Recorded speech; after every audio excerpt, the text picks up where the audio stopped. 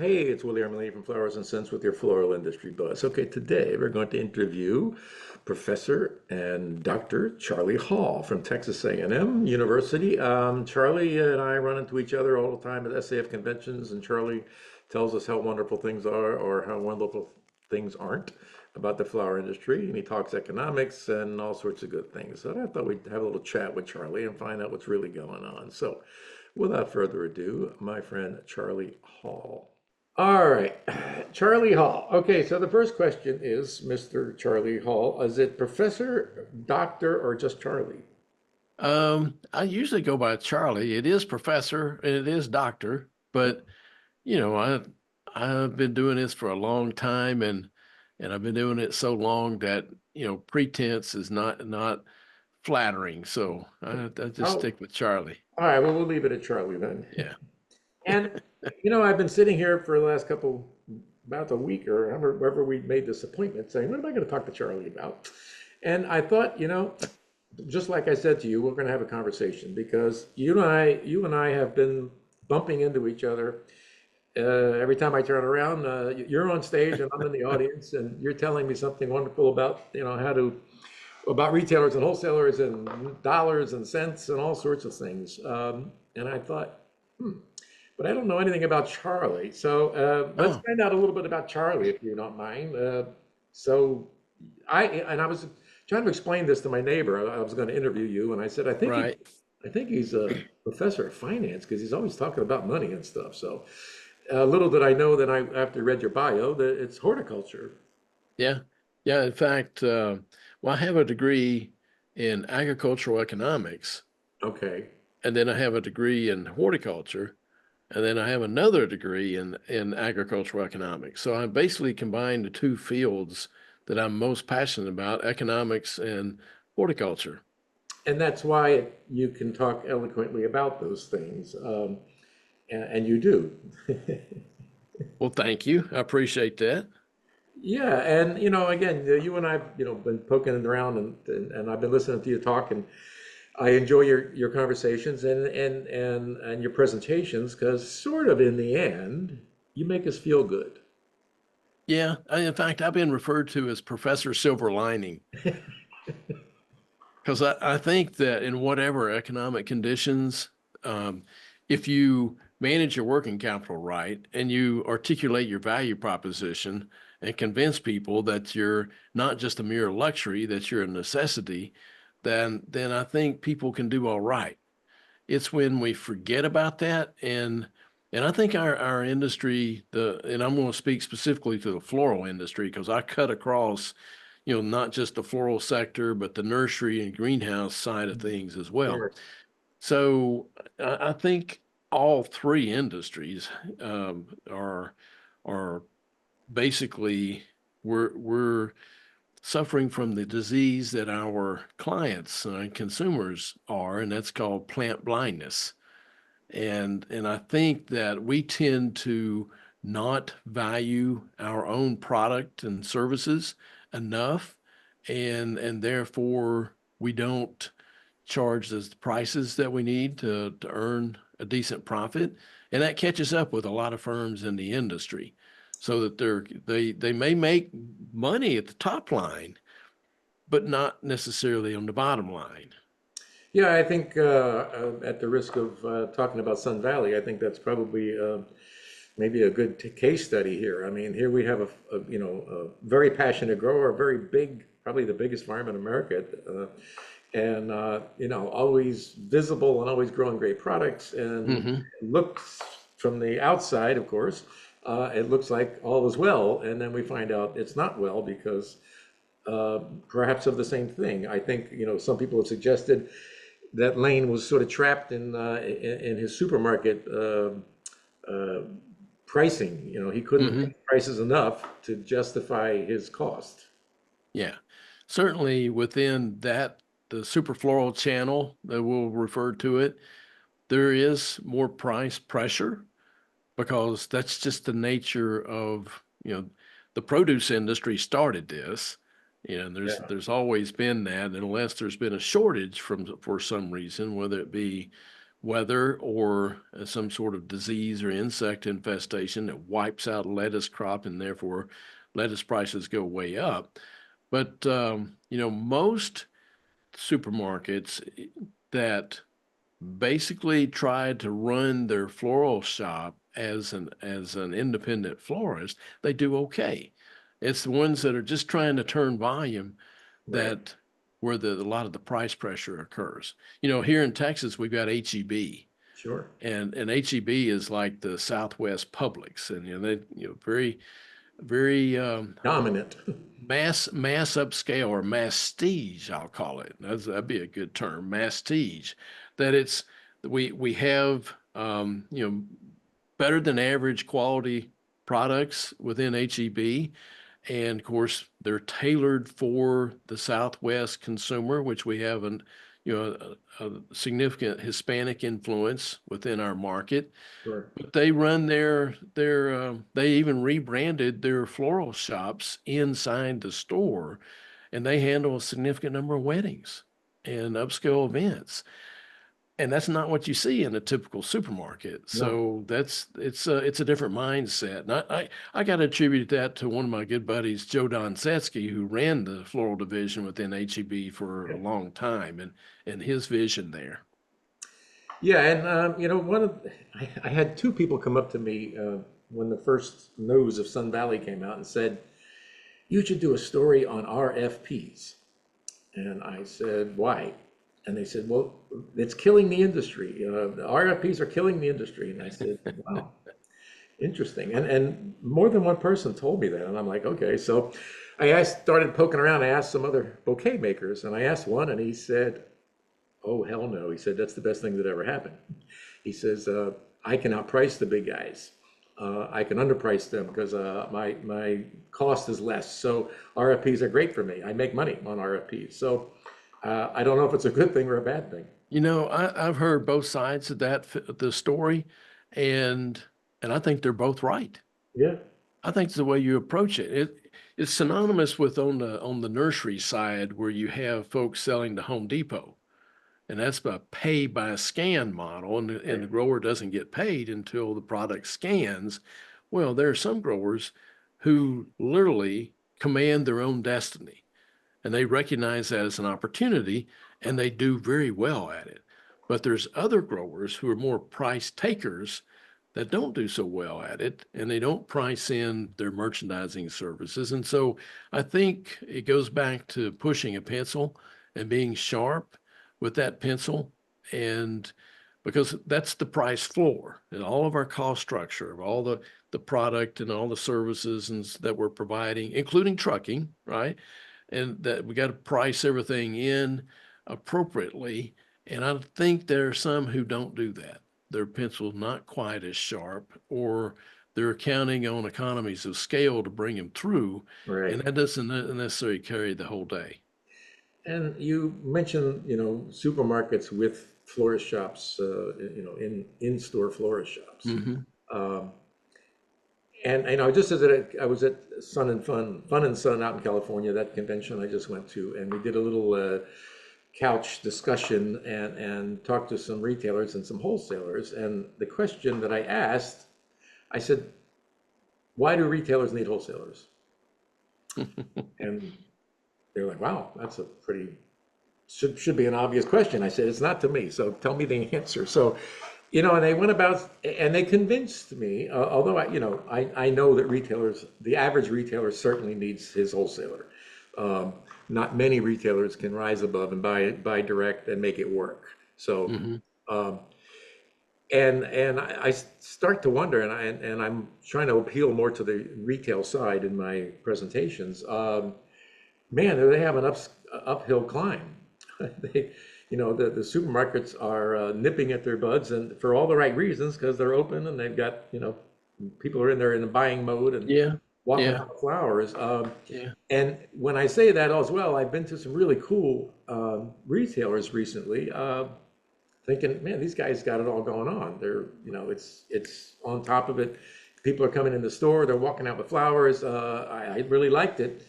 And Do retailers stand a chance in this world? Yeah, some do. Absolutely. Some are incredibly up to speed on the latest merchandising. They're very good at articulating their value proposition and they understand their cost structure. So that there are some who knock it out of the ballpark and make significant dollars. But it's a continuum, Willie. I mean, you've got for every one of those, you got an equal and opposite number. Well, it's probably more More. Yeah. because remember in 2001, if I remember my numbers right, we had 21. 21,633 florists, Okay. approximately. Right. And then of course today we're fewer than 12,000.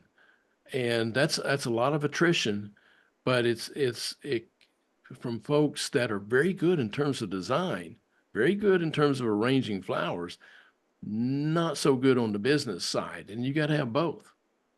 What did I think you made a statistic that was 65% of flowers sold are going through supermarkets? Is that, I don't know if that came from you or not, but it's a I pretty don't big know that number. I've used that. I have used that statistic before, but I don't think I've used it lately. Okay. But sure, that's two-thirds are roughly going through the supermarket. And that's, in fact, any survey, even our own surveys within the SAF, whenever we survey and ask people for their primary venue, it's always supermarket. It's always number one venue in Really? which flowers are purchased. And it's that way whoever does the survey, Yeah. whether it's not just the supermarket folks doing their inside survey and getting that answer.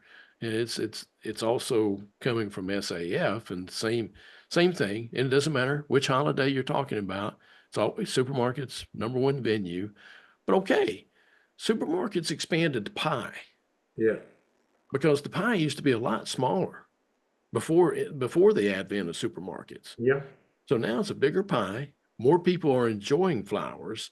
So now it's just a matter of figuring out how best to compete in that environment. What is it that you provide that the supermarket can't provide? And that's a challenging question. Yeah, and that's, what we've seen American growers be forced to do, I guess, is right.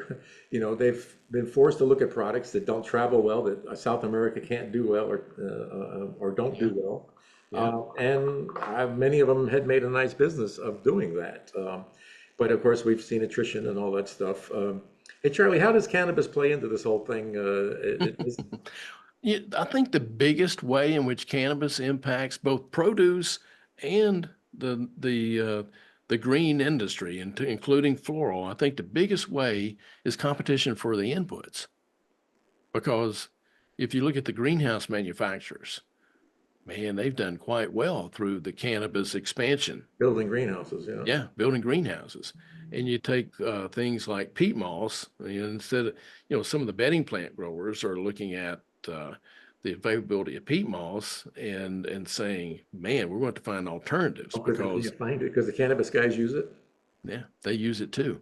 And then you've got not just cannabis, but you also have the berry producers like Driscoll's that are looking to produce more and more in controlled environment settings Yeah. because then they can control the yields, they can control insect and disease pressure, and quite frankly, they can keep the product safer inside a controlled atmosphere than they could otherwise from any sort of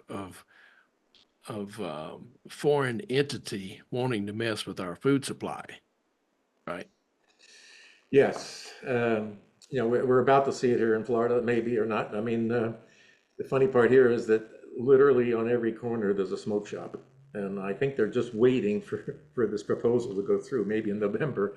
But it's sort of amazing how many smoke shops. A restaurant closes, a smoke shop opens, whatever closes, a smoke Yeah. shop opens. I'm like, what?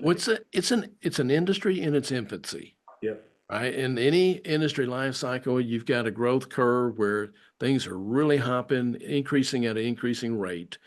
They are just now entering the stage two of that production function where things are still increasing, but at a decreasing rate. yeah. Now it's far from being a mature industry, but it's truly the Wild West. Oh, how about that? I Yeah. raised my hand when that's Yeah. my, that's my software reading my Yeah, gestures. well, it told me up here that Charlie raised his hand. I don't know, maybe Yeah. you got Yeah. into the bathroom or something. You let me know. I don't know how to lower. Yeah, yeah, I did that. Well, And here's this, I can do a thumbs up and it's to give supposed to you, do a thumbs. Anyway. it didn't do that. Yeah. Hey, But let's talk about wholesalers for a minute okay. Yeah. because they're under a lot of pressure too. You look, in the book I just wrote, the channels is so confused that you can buy some consumer in Paducah, Kentucky can get online and buy a box of flowers from a grower in Quito and have FedEx deliver it. And while it's not the best system, it works. Yeah. Yeah. But it too is in a stage of metamorphosis, of change. Yeah, And the pandemic illustrated how weak certain points of our global supply chain were. or yeah, And we have made adjustments in the wake of that. And so the risk that's inherent within the supply chain right now is much better than it was. But this is another situation, Willie, where I go back to the produce industry okay. because it used to be the same thing. The wholesalers commanded that industry for so long. Hmm. And then the advent of supermarkets that bought direct from growers displaced what the wholesale firms were providing to that industry. So what did they do? They figured out how they could compete and not go head to head against the supermarkets. So they do a lot of fill-in orders, a lot of specialty vegetables and so forth. That same thing has been, I think, gradually occurring within the floral industry as well. And that the wholesale florists that are continuously asking themselves, what services can I provide that I'm not providing now? What's going to be critical to, or what are the key success factors for a retail florist in the future so that we don't lose another 50% of them over the next 20 years? So how is it that I can make my florists more successful? And we've had SKU proliferation occur in the industry, just a lot more products than what we probably needed. Hmm. And so most of the successful wholesale florists are looking at SKU rationalization very, very seriously, and where is it they're making their money and where are they not? Where is it that they can get by with smaller units on hand? And okay, they're not going to carry everything that's in every manufacturer's catalog, or so they've got to do a lot of analysis on customer analytics, which is one of the points I ended with at SAF this year. You got to look at very closely at customer analytics, very closely at their SKUs, and rationalize each one of those SKUs.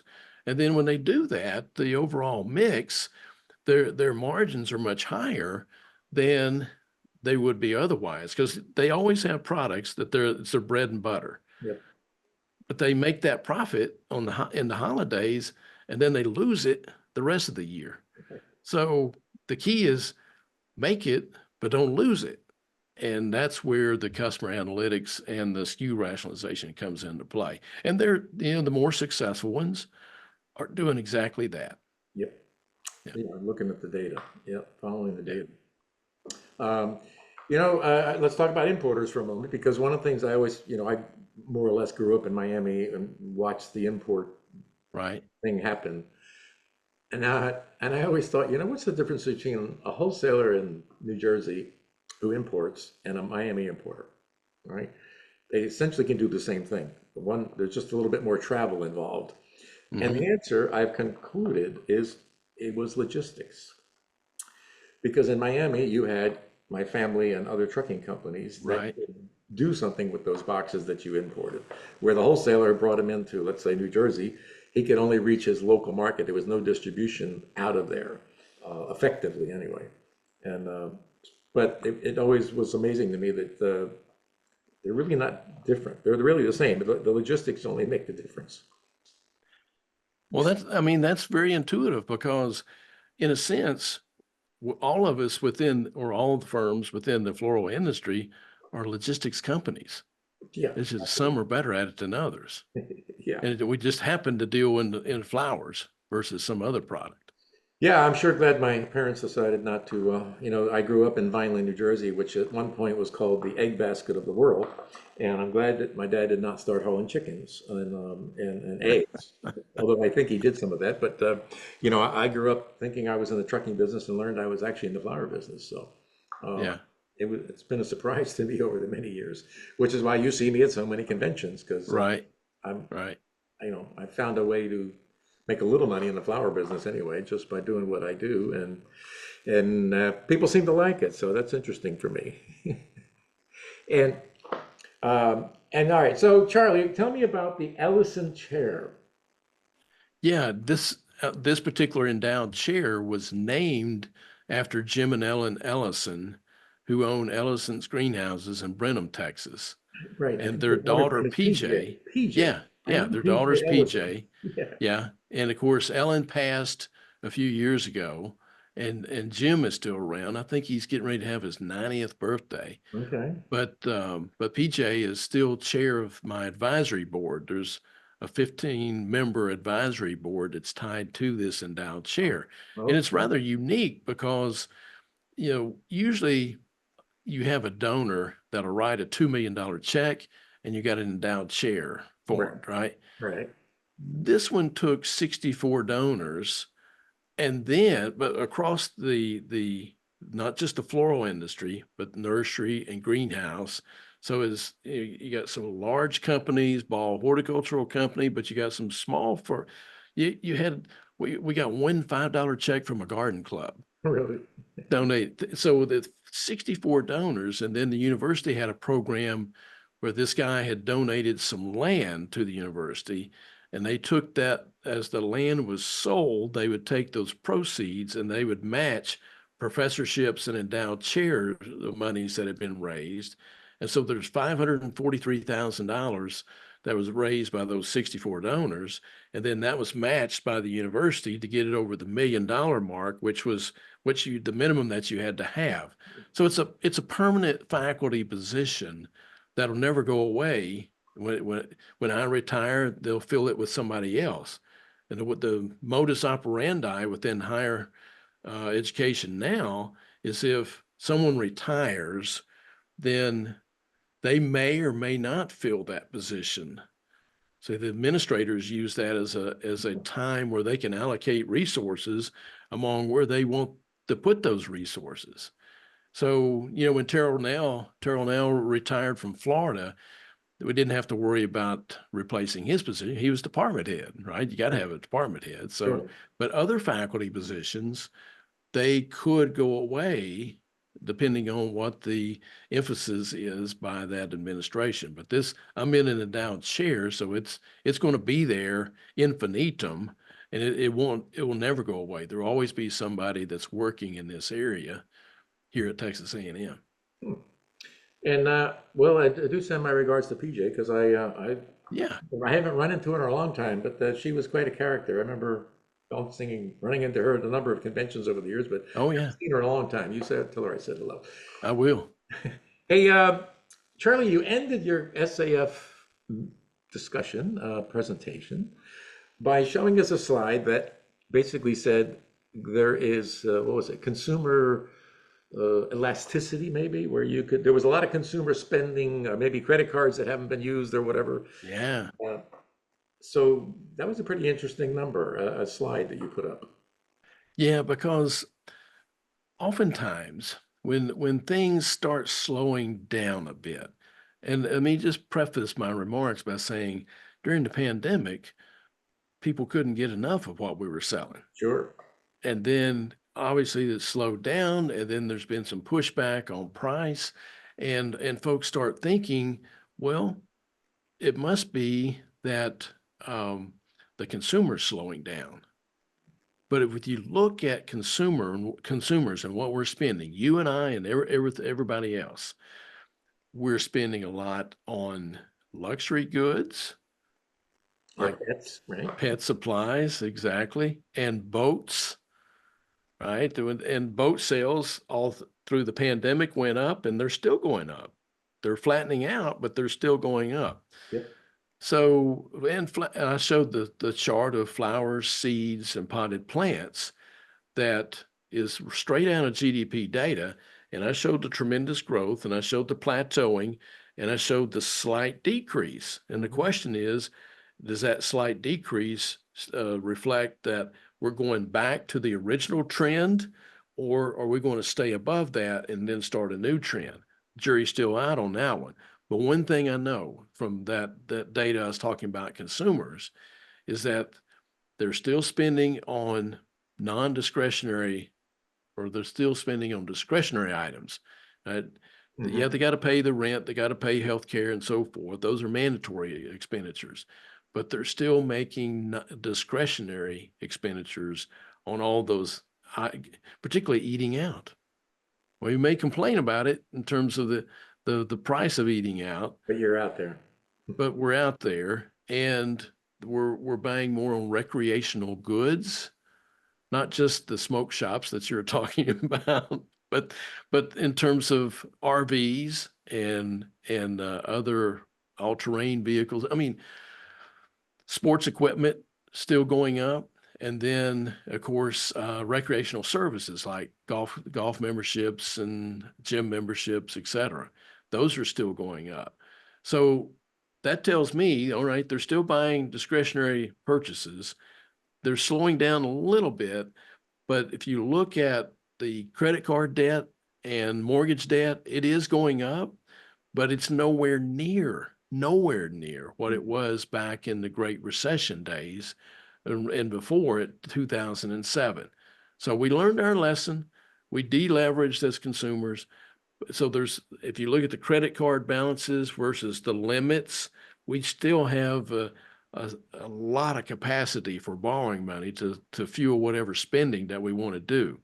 So bottom line is I'm saying, all right, people are still spending money on non-essentials, and they still have um, the wages are increasing, but at a decreasing rate. Right. But still, wages are increasing, and we've got borrowing capacity. So we have the capacity to spend Hmm. and the inclination to do it. I mean, what you and I spend and everybody else, that's 70% of GDP.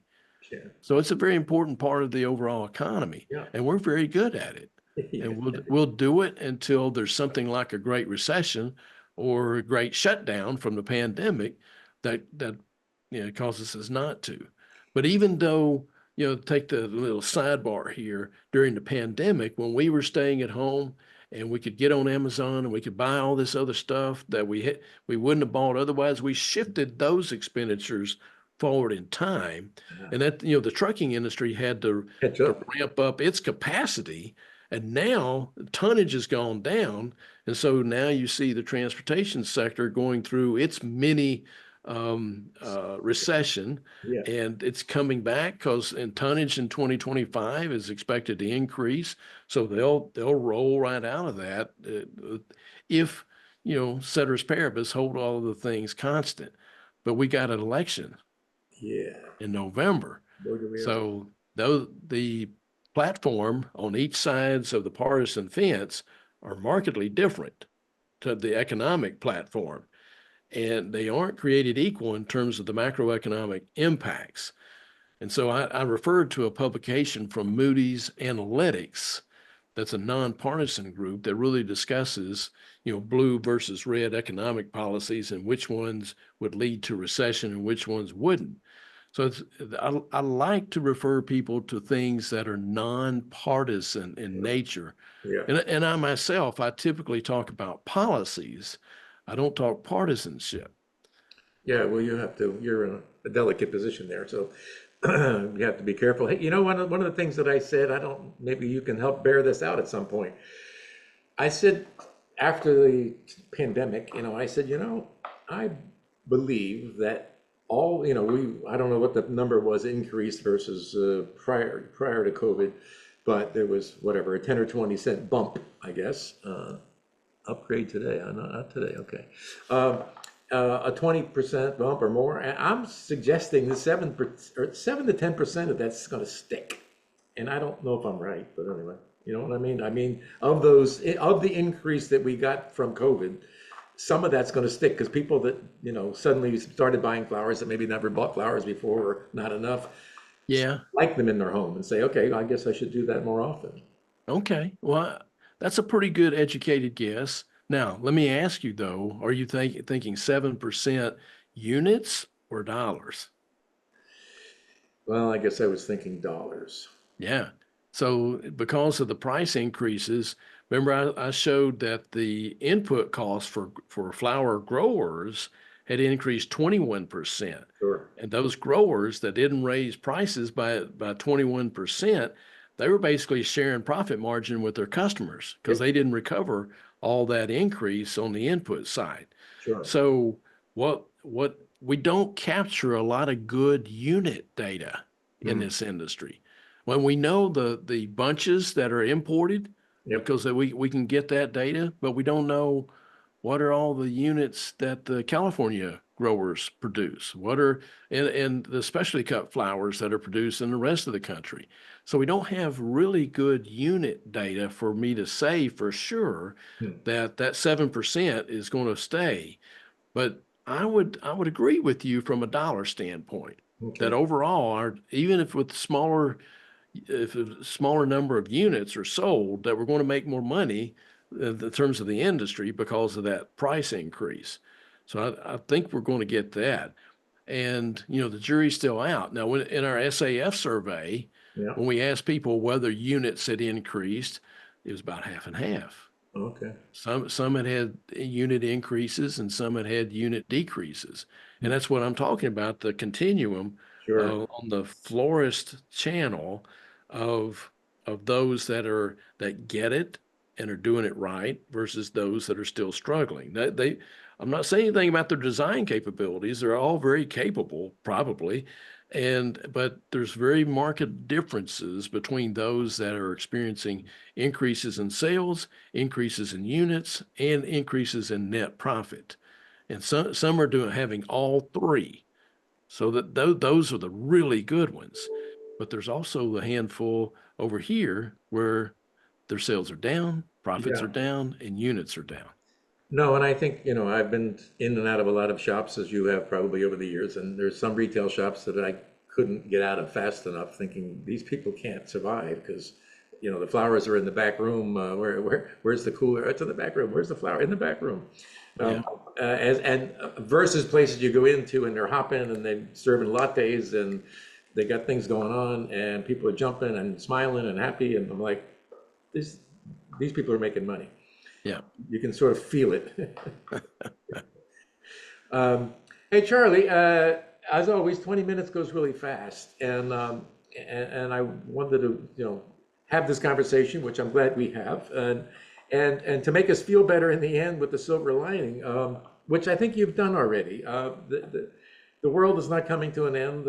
You look at the news and you think, are we going to make it through tomorrow? But the reality is, I find the flower business to be healthy, and I base it on a very simple criteria.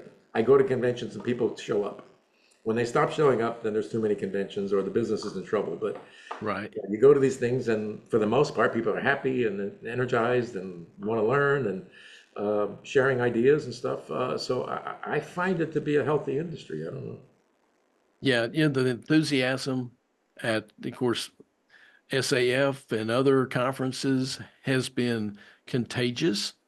You couldn't go and be an Eeyore No, there at the conference. There was a lot of you could feel the undercurrent was positive. for sure. And I think now maybe that's because, the most progressive usually show up Show for the up. conferences. It's true.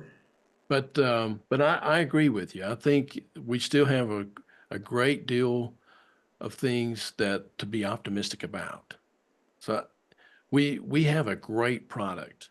We have a Yeah, product that if you look at societal issues like mental health, we're part of the antidote, yeah, right? And so if we can get to the point where doctors start prescribing floral medicine as part of their regimen to fight mental health and other issues, that's when we've articulated our value proposition properly. Yeah, I agree. And then we sort of poked that dragon in the eye a little bit over the last few years, and Yeah. I it's out there.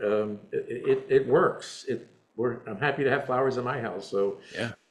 at all occasions, I bring home flowers. So hey, Charlie Hall, thank you for spending the time with me. I didn't make you show any slides or anything, so we just had a nice conversation, which is what I wanted to have. And I'll air this in a few weeks, but I appreciate your time, sir, and hope to see you at another, if not many, events. Yes, sir. Listen, thanks for the invitation. I enjoyed the conversation as well. Well, we can have another one next year after the Okay, November I happenings. like That'd that probably be because interesting. I think it's a good way to sort of digest some of that information and have it Yeah. broken down and in sort of layman's term, which again, you're really good at that. So, Well, thank you. so my friend, until the next time, I appreciate it, and you have a great day, sir. Thanks, Willie. All right, Take care. bye All now. right.